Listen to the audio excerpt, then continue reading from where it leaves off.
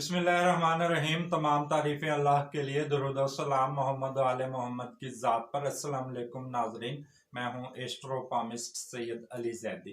नाजरीन, हाल ही में शेख रशीद ने एक बयान दिया है जिसमें उन्होंने कहा है कि शहबाज शरीफ के सितारे गर्दिश में हैं, और इसके साथ उन्होंने मजीद ये कहा है कि ईद के बाद जून का महीना गिरफ्तारियों के हवाले से काफ़ी अहम साबित हो सकता है, और नैब के एक्टिव होने और नैब के दो तरफा टार्जन बनने के हवाले से भी उन्होंने पेशगोई की है।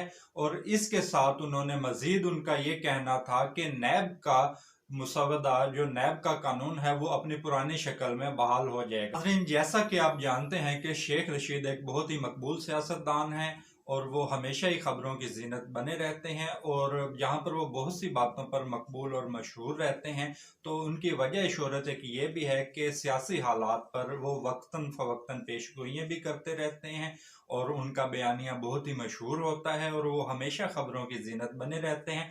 माजी में भी पेशगोइयाँ करते रहे हैं। माजी में एक इनका बयानिया, एक इनकी पेशगोई बड़ी मशहूर हुई, जिसमें उनका कहना था कि कुर्बानी से पहले कुर्बानी होगी। बहरहाल, आज मेरा मौजू है कि मौजूदा शेख रशीद का बयान और पेशगोई, जिसमें उन्होंने कहा है कि शहबाज शरीफ के सितारे गर्दिश में हैं, और इसके साथ उन्होंने नैब के एक्टिव होने की भी पेशगोई की, और ईद के बाद गिरफ्तारियों के हवाले से भी पेशगोई की। तो आज का मेरा मौजूदा मौजू शेख रशीद का हाल ही में दिया गया बयान है। नाजरीन, पाकिस्तानी सियासत में चंद ऐसे सियासतदान भी माजी में गुजरे हैं और चंद अब भी मौजूद हैं जिन्हें रूहानी अलूम से लगाव था और अब भी है, और उनकी रूहानी अलूम से वाबस्तगी बहुत ज़्यादा हद तक थी, और उनका रूहानी अलूम के मुतल्लिक मुतालिया बहुत गहरा और वसी था, और उनकी दिलचस्पी इंतहा पर थी। बहरहाल, ये एक अलग मौजू है, इस पर मैं कभी बाद में वीडियो बनाऊंगा कि कौन कौन से ऐसे सियासतदान थे जिन्हें रूहानी अलूम से लगाव था, कौन से ऐसे सियासतदान थे जो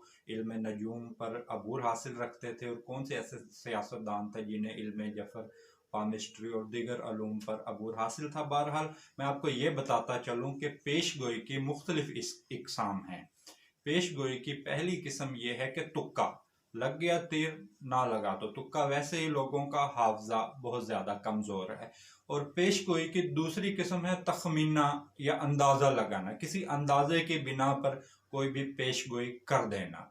पेशगोई की तीसरी किस्म यह है कि ज़मीनी हक़ाइक़ को मद्देनज़र रखते हुए किसी भी किस्म की पेशगोई कर देना। और चौथी किस्म जो आजकल ये ईजाद हुई है कि किसी भी सियासी बयानिए को मद्देनज़र रखकर किसी भी किस्म की पेशगोई कर देना। और पांचवी जो किस्म है वो अपने इल्मी बुनियादों पर, इल्मी मुशाहिदात की बिना पर पेशगोई की जाती है। बहरहाल नाजरीन, पेशगोई की जो असल किस्म है वो जो मैंने आपको पांचवी किस्म बताया कि ठोस इल्मी हक़ाइक़ की बुनियाद पर किसी भी मामले पर, किसी भी मौजू पर आप पेशगोई करें अगर आपका मुतालिया गहरा है, ठोस इल्मी हक़ाइक़ की बुनियाद पर। अब मुझे नहीं पता वल्लाह आलम के शेख रशीद किस बुनियाद पर, जो उनसे मैंने आपको जितनी इकसाम बताई हैं, इनमें से खुदा जाने वो कौन सी किस्म पर पेशगोई करते हैं। बहरहाल, ये वो जाने या खुदा जाने।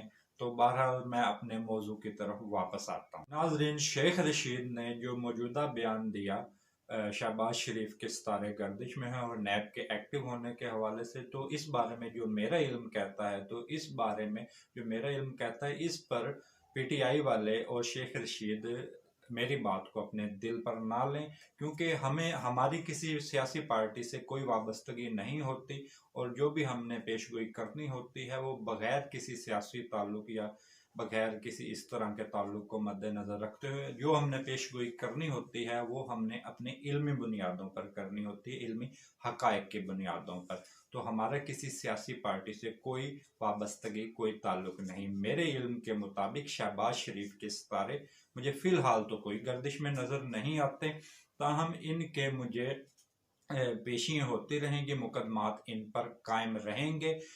हाँ, इनके जायचे में और इनकी शमसी लकीर जो है वो मांद है, तो जिसका मतलब ये है कोई सियासी सरगर्मी इनकी तरफ से होती मुझे नज़र नहीं आ रही। इनके मौजूद होने का और ना मौजूद होने का। कोई सियासत पर, पाकिस्तान की सियासत पर मुझे कोई फ़र्क नहीं नज़र आ रहा, और ना ये कोई पाकिस्तान की सियासत पर असरअंदाज होते नज़र आ रहे हैं, और ना ही कोई शहबाज शरीफ कोई अहम रोल मुझे प्ले करता हुआ नज़र आएंगे आने वाले दिनों में। ताहम एक चीज़ मैं कहूँगा कि इनके बैरून मुल्क के जो सफ़र हैं वो मुझे नुमाया नज़र आते हैं। तो मेरे इल्म के मुताबिक आने वाले चंद दिनों में ये मुल्क से बाहर चले जाएंगे। किसी किस्म की कोई सियासी सरगर्मी इनकी तरफ से होती मुझे नज़र नहीं आ रही। और दूसरे, इन्होंने नैब के एक्टिव होने के हवाले से जो बात की है, तो मुझे नैब इतना एक्टिव होता नज़र नहीं आ रहा।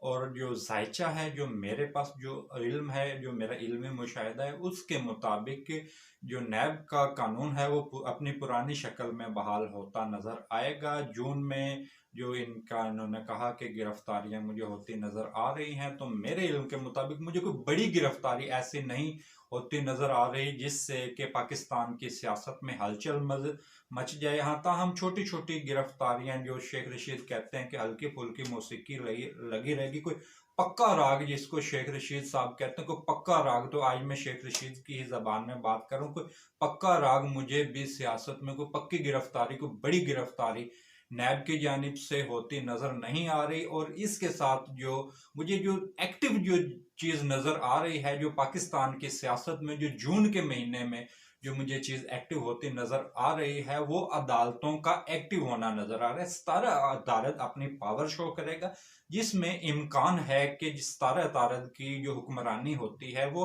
कानून नाफिज करने वाले इदारों पर होती है। मुमकिन है कि आला अदलिया की जानिब से, अदालतों की जानिब से कुछ फैसले सामने आ सकते हैं, और चंद अज खुद नोटिस भी लिए जाने के इम्कानात हैं। ये सितारों के हवाले से मेरे पास आदाद शुमार थे जो मैंने आपसे शेयर किए। इसके साथ मुझे इजाज़त दीजिए, और मेरे फेसबुक पेज हाथ बोलते हैं और यूट्यूब चैनल को ज़रूर सब्सक्राइब करें। बहुत शुक्रिया। अल्लाह हाफ़िज़।